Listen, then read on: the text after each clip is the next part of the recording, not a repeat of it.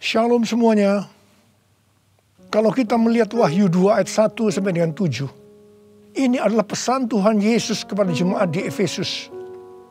Tuhan Yesus berkata, "Aku tahu segala pekerjaanmu, baik jerih payahmu maupun ketekunanmu. Aku tahu bahwa engkau tidak dapat sabar terhadap orang-orang jahat. Ada yang menyebut dirinya rasul, tetapi sebenarnya mereka berdusta. Engkau tetap sabar dan menderita oleh karena namaku. Dan engkau tidak mengenal lelah. Engkau juga membenci segala perbuatan pengikut-pengikut Nikolaus yang juga aku benci.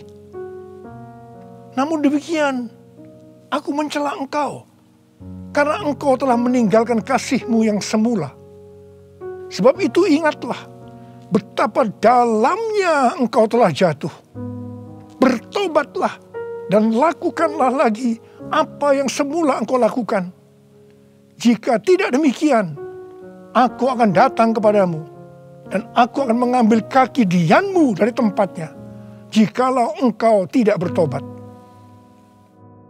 Sesuai dengan penjelasan Alkitab penuntun hidup berkelimpahan, yang dimaksudkan dengan mengambil kaki dianmu, artinya menolak dan mengeluarkan dari dalam kerajaannya, yang berarti kehilangan keselamatan. Pesan Tuhan Yesus kepada jemaat di Efesus ini juga berarti pesan buat kita semua, yang dapat disimpulkan sebagai berikut. Kalau kita melihat apa yang dilakukan jemaat di Efesus untuk melayani pekerjaan Tuhan, itu sungguh luar biasa.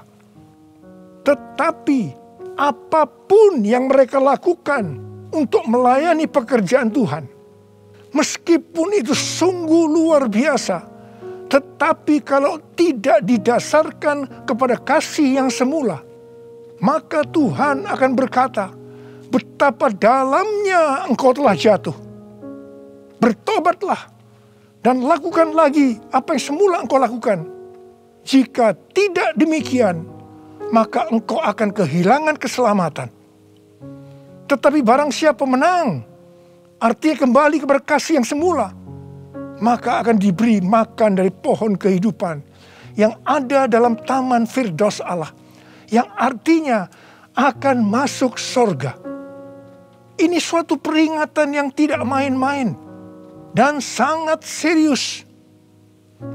Karena itu saya akan mengajak saudara untuk melihat diri kita. Mungkin kita kelihatan begitu rajin, tekun, sabar, mau menderita dalam melayani pekerjaan Tuhan. Pertanyaannya, apakah itu dilakukan dengan dasar kasih yang semula?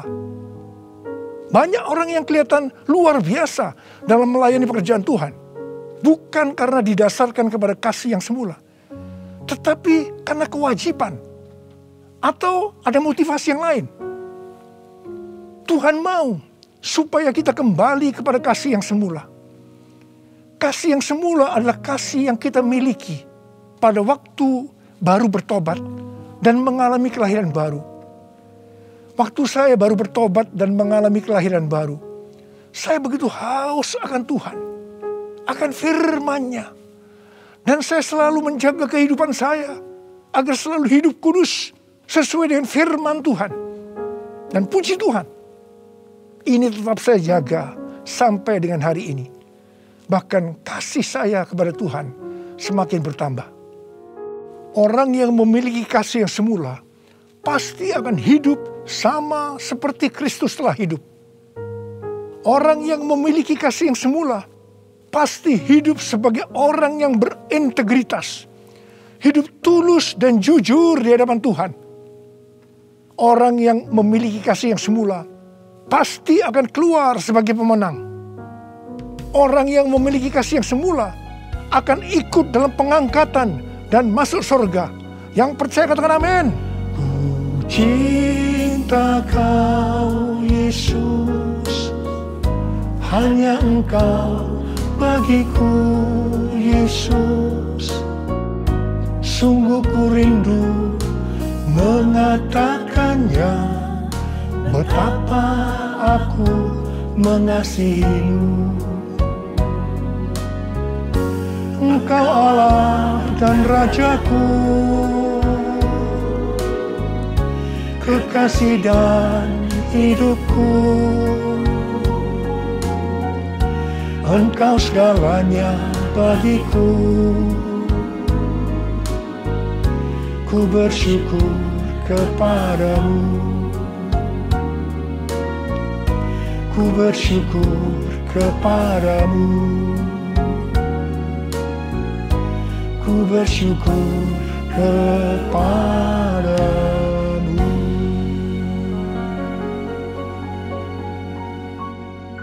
Pada waktu Tuhan Yesus ditanya oleh murid-muridnya tentang tanda kedatangannya kembali dan tanda kesudahan dunia ini, Tuhan Yesus menjawab dalam Lukas 21 ayat 11 bahwa salah satunya adalah penyakit sampar.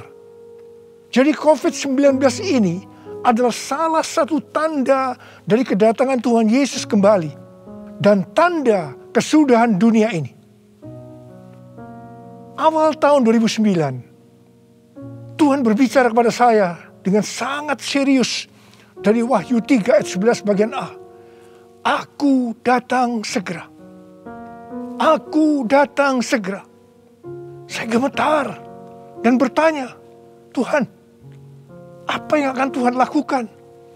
Dan apa yang harus saya kerjakan?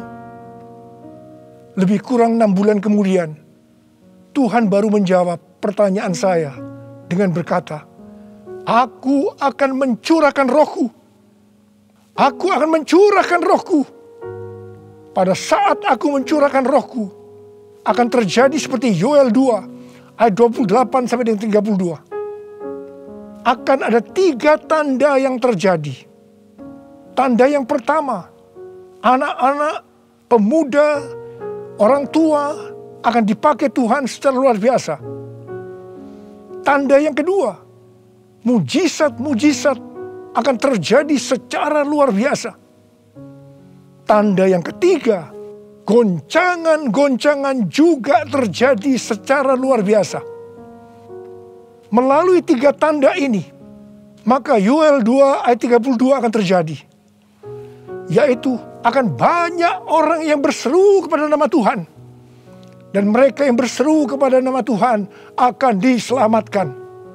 Jadi akan terjadi penuaian jiwa besar-besaran.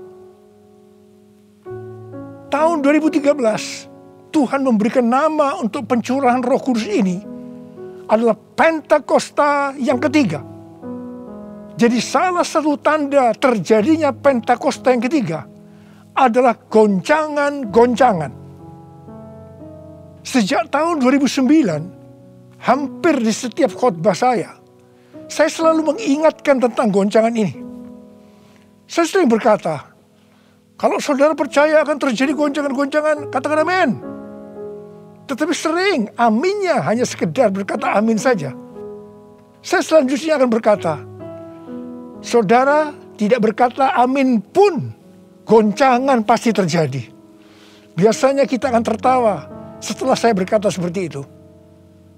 Tetapi siapa mengira tanggal 2 Maret tahun 2020, Presiden Jokowi mengumumkan bahwa COVID-19 masuk ke Indonesia.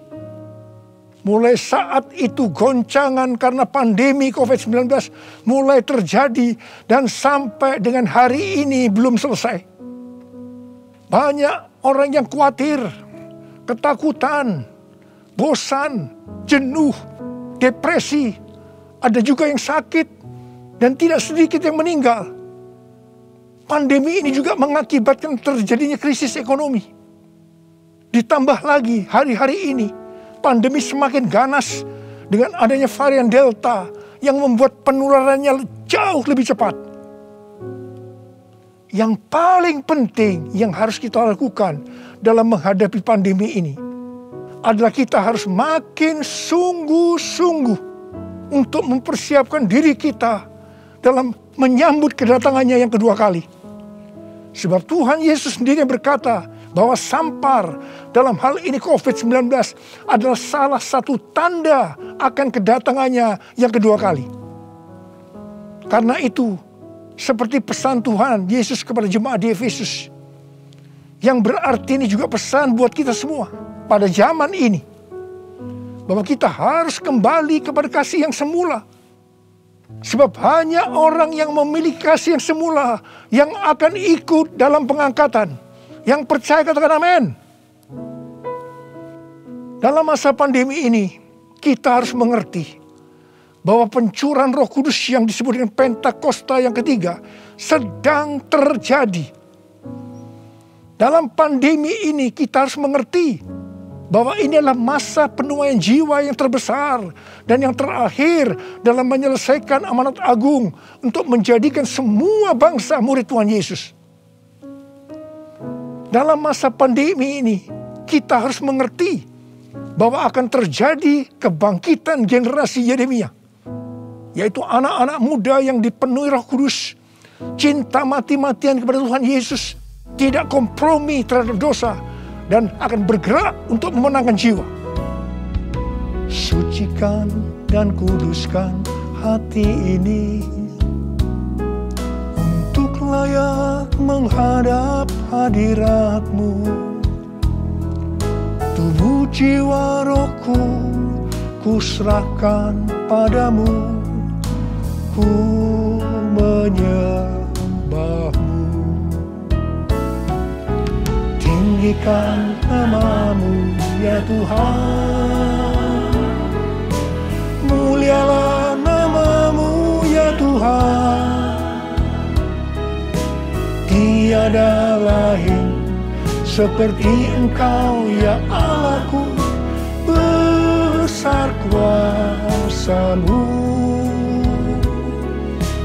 Tiada lain seperti Engkau ya Allahku, besar kuasa-Mu, besar kuasa-Mu.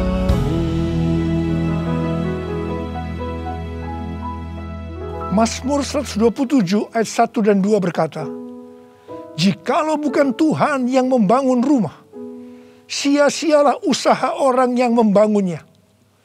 Jikalau bukan Tuhan yang mengawal kota, sia-sialah pengawal berjaga-jaga. Sia-sialah kamu bangun pagi-pagi dan duduk-duduk sampai jauh malam, dan makan roti yang diperoleh dengan susah payah.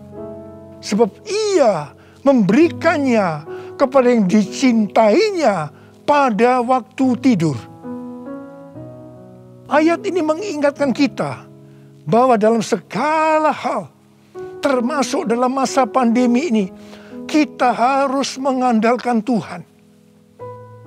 Termasuk dalam hal membangun rumah, termasuk dalam hal perlindungan.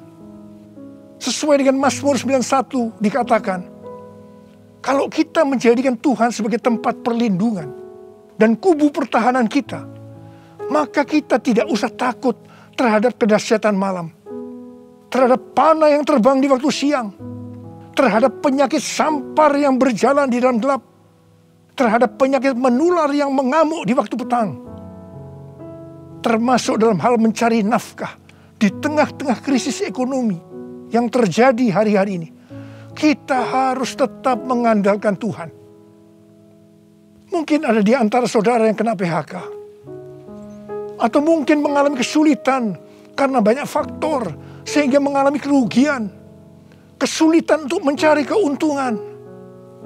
Tetapi sesuai dengan ayat firman Tuhan tadi, kita diingatkan bahwa Tuhan justru akan memberikan berkat-Nya kepada yang dicintainya pada waktu tidur. Berkat yang diberikan pada waktu tidur di sini bisa diartikan berkat yang diberikan bukan karena kehebatan kita, bukan karena prestasi kita, bukan karena kekuatan kita, bukan karena kepandaian kita, juga bukan karena usaha kita yang mati-matian. Dan berkat yang seperti itu hanya diberikan kepada orang yang dicintainya. Haleluya! Kalau kita mengandalkan Tuhan, kita pasti menjadi orang yang dicintai Tuhan. Orang yang mengandalkan Tuhan adalah orang yang mengikuti segala perintah yang diberikan tanpa ragu-ragu, tanpa banyak pertanyaan, tanpa bersungut-sungut, tetapi dengan hati yang percaya disertai ucapan syukur. Demikian juga dalam menghadapi pandemi ini.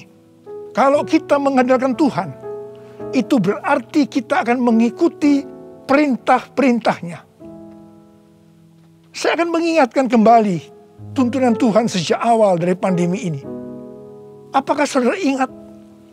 Dan apakah saudara tetap melakukannya? Mungkin ada yang berpikir bahwa pandemi ini sesuatu yang biasa. Mungkin karena sudah bosan, karena jenuh. Tetapi ingat, kita boleh bosan dan jenuh, tetapi COVID-nya belum bosan. Karena itu kita harus dengan serius menghadapi pandemi ini. Mari, saya akan ajak saudara untuk mengingat kembali tuntunan Tuhan. Yang pertama, sesuai dengan 2 Tawarikh 7 ayat 13 dan 14 yang mengatakan bahwa kalau kita mengalami pandemi dan krisis ekonomi, maka kita harus merendahkan diri, berdoa, mencari wajah Tuhan, serta berbalik dari jalan-jalan yang jahat. Kalau kita melakukan itu, maka Tuhan akan mendengar dari sorga dan akan mengampuni dosa kita, serta memulihkan negeri kita, Indonesia yang tercinta. Katakan amin. Yang kedua, kita diminta untuk menghardik COVID-19 dan krisis ekonomi dengan berkata, dalam nama Yesus, diam, tenanglah. Apakah saudara sudah melakukan ini? Yang ketiga, kita diminta memperkatakan Mazmur 91 karena kita percaya akan janji Tuhan. Yang keempat, kita diminta melakukan seperti yang dilakukan oleh Daud ketika Tuhan menghukum orang Israel, di mana ada 70.000 orang yang mati karena penyakit sampar. Daud waktu itu membuat mezbah di pengirikan milik Arauna dengan membayar harganya. Waktu itu Arauna akan memberikan secara gratis kepada Daud. Tetapi Daud tidak mau. Dia tetap mau membayar harga. Setelah Daud membuat mezbah, maka tulah sampar itu berhenti. Kalau kita mengharapkan pandemi akan berhenti, maka kita sebagai gereja-gereja Tuhan harus membuat mezbah, doa, pujian, dan penyembahan bersama-sama dalam unity. Minta belas kasihan turun. Minta belas kasihan turun ke atas Indonesia. Gereja jangan saling menyalahkan satu sama lain. Gereja jangan saling menjelekkan. Gereja harus membayar harganya dengan unity. Yang kelima, sesuai dengan Yesaya 26 ayat 20 dan 21. Maka kita diminta oleh Tuhan untuk bersembunyi barang sesaat lamanya sampai amarah itu berlalu. Karena Tuhan akan menghukum penduduk bumi karena kesalahannya. Amsal 27 ayat 12 berkata, kalau orang bijak melihat malapetaka, bersembunyilah ia. Tetapi yang tidak berpengalaman berjalan terus, lalu kena celaka. Karena itu, mari, biarlah kita menjadi orang yang bijak. Bersembunyi di sini bisa diartikan, kalau tidak ada keperluan mendesak, kita diam di rumah. Dan juga kita harus melakukan 6M. Yang pertama, memakai masker. Yang kedua, mencuci tangan dengan sabun. Yang ketiga, menjaga jarak. Yang keempat, mengurangi mobilitas. Yang kelima, menjauhi kerumunan. Dan yang keenam, melakukan vaksinasi. Yesus, Kaulah pembelaku. Pada siapa aku harus takut? Yesus, kau perlindunganku. Ku tak gentar menghadapi musuh. Sekarang tegaklah kepalaku, hadapi lawanku yang berada di sekelilingku. Dan mulutku memuji, bermazmur bagimu, bersorak bagi kebesaran-Mu. Sekarang tegaklah kepalaku, hadapi lawanku yang berada di sekelilingku. Dan mulutku memuji, bermazmur bagimu, bersorak bagi kebesaran-Mu. Bersorak bagi kebesaran-Mu. Bersorak bagi kebesaran-Mu.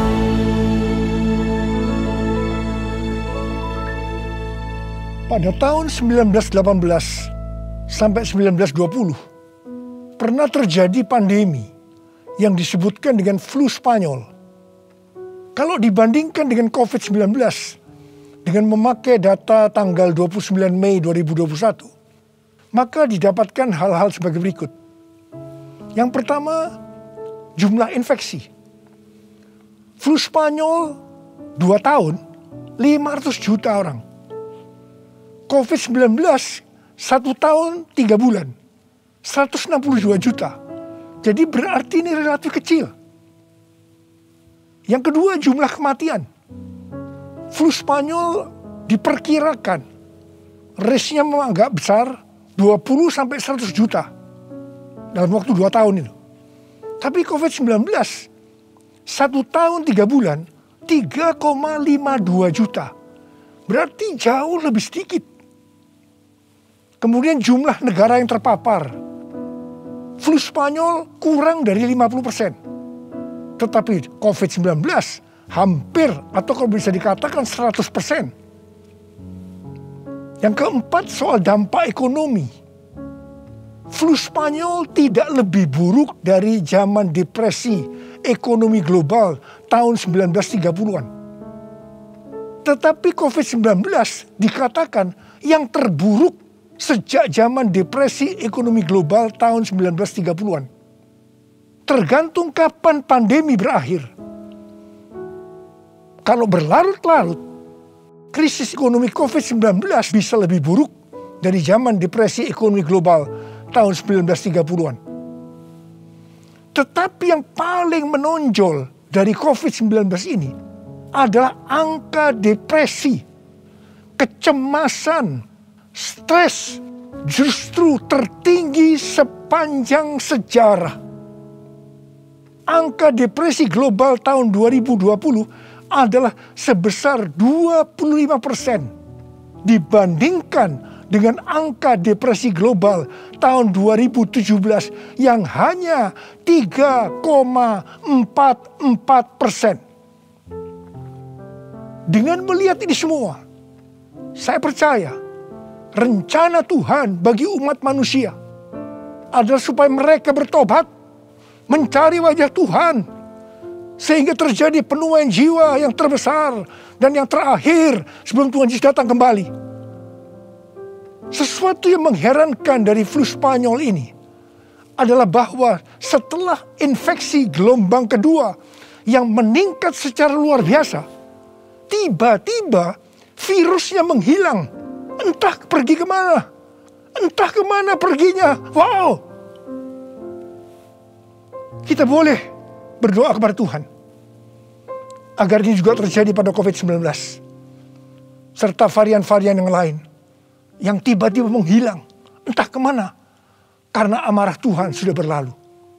Karena itu, sekali lagi saya mengingatkan agar kita melakukan tuntunan Tuhan untuk menghadapi pandemi COVID-19 ini dengan lebih serius dan sungguh-sungguh. Supaya Tuhan juga menuntun kita di tengah pandemi yang sedang bergejolak ini. Saya percaya kalau kita kembali kepada kasih yang semula, kita akan berkata, Tuhan, Pakai saya menjadi alat-Mu untuk menyelesaikan amanat agung. Maranatha, datanglah segera Tuhan Yesus.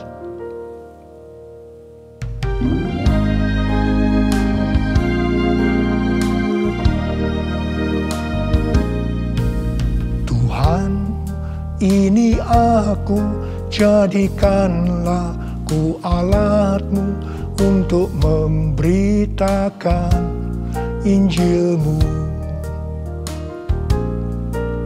Tuhan, ini aku, jadikanlah ku hamba-Mu untuk melakukan firman-Mu. Penuhi hidupku dengan Roh-Mu, agar ku jadi saksi-Mu.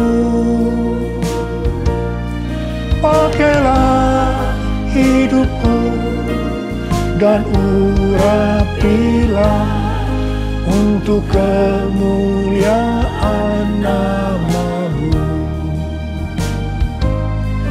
Untuk kemuliaan nama-Mu. Untuk kemuliaan nama-Mu.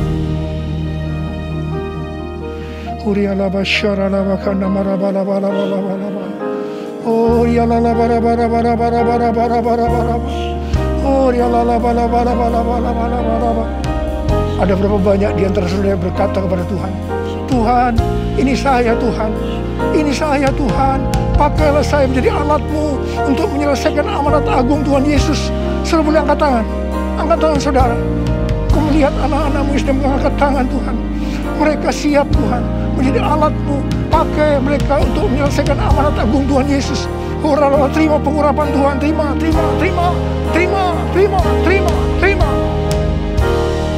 Oh Tuhan Yesus, di tengah-tengah pandemi hari-hari ini Tuhan, biarlah kami mengerti, kami harus kembali kepada kasih yang semula.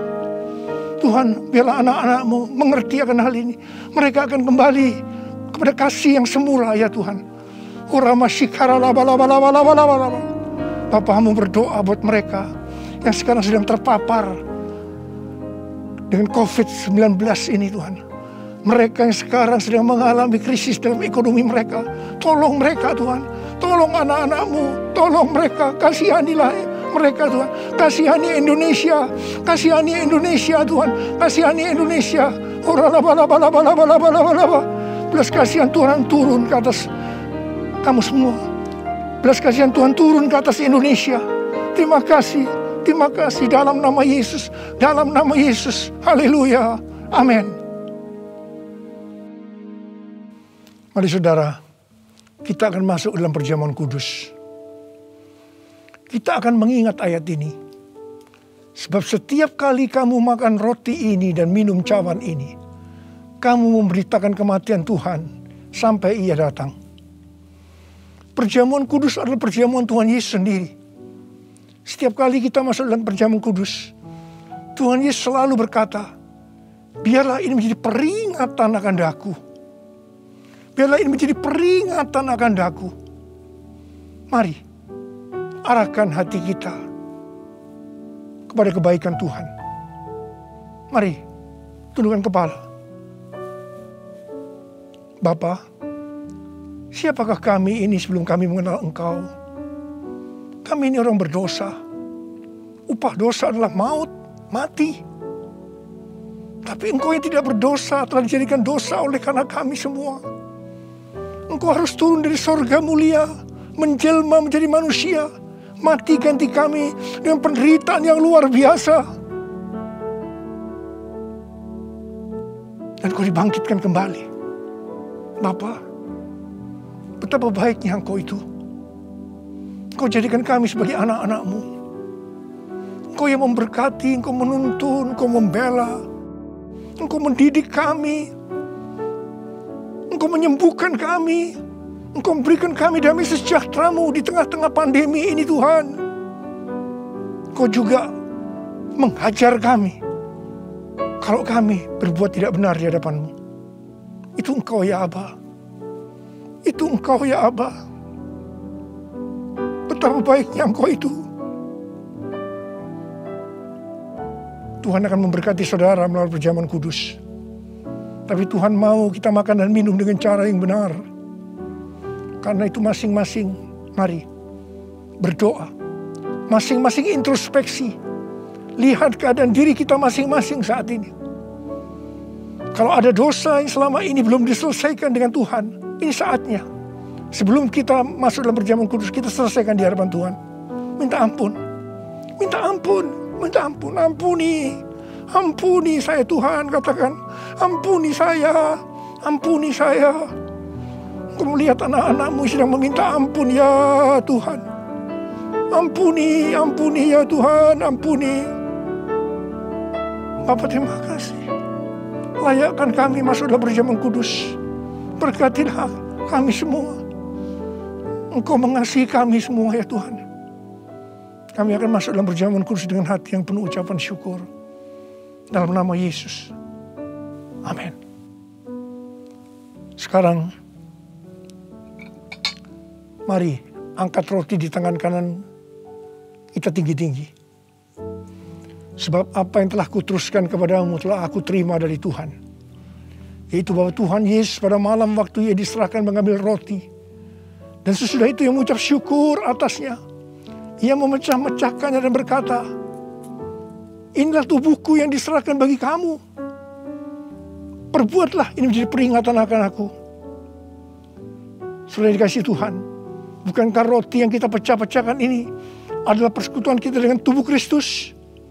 Mari kita makan dalam nama Yesus.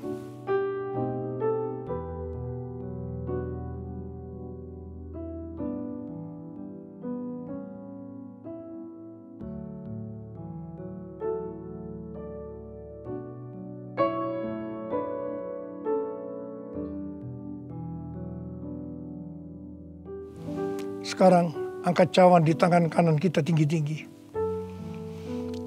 Demikian juga ia mengambil cawan sesudah makan lalu berkata, cawan ini adalah perjanjian baru yang dimeteraikan oleh darahku. Perbuatlah ini setiap kali kamu meminumnya menjadi peringatan akan aku. Sudah dikasih Tuhan, bukankah cawan pengucapan syukur yang atasnya kita ucapkan syukur adalah persekutuan kita dengan darah Yesus? Mari kita minum dalam nama Yesus.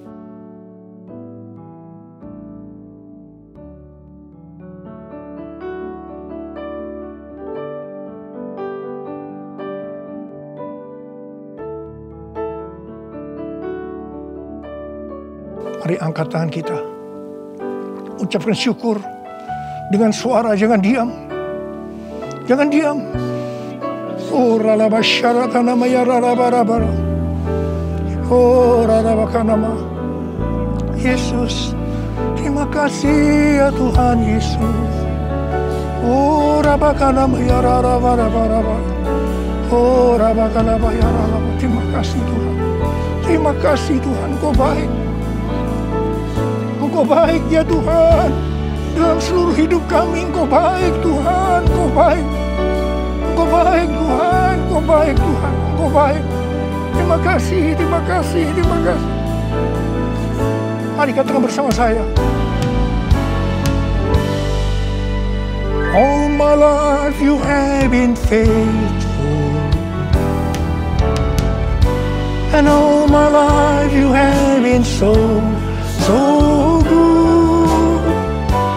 With every breath that I am able, I will sing of the goodness of God.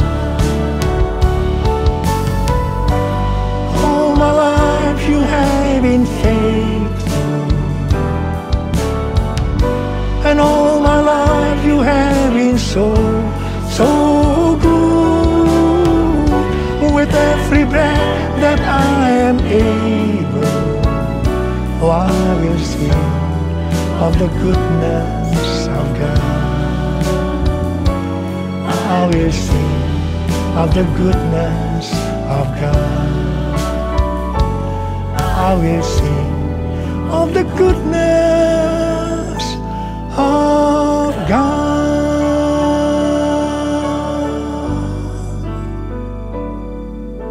kasih. Terima kasih Aba. Terima kasih. Terima kasih Aba. Terima kasih. Terima kasih. Engkau baik kepada kami semua. Terima kasih.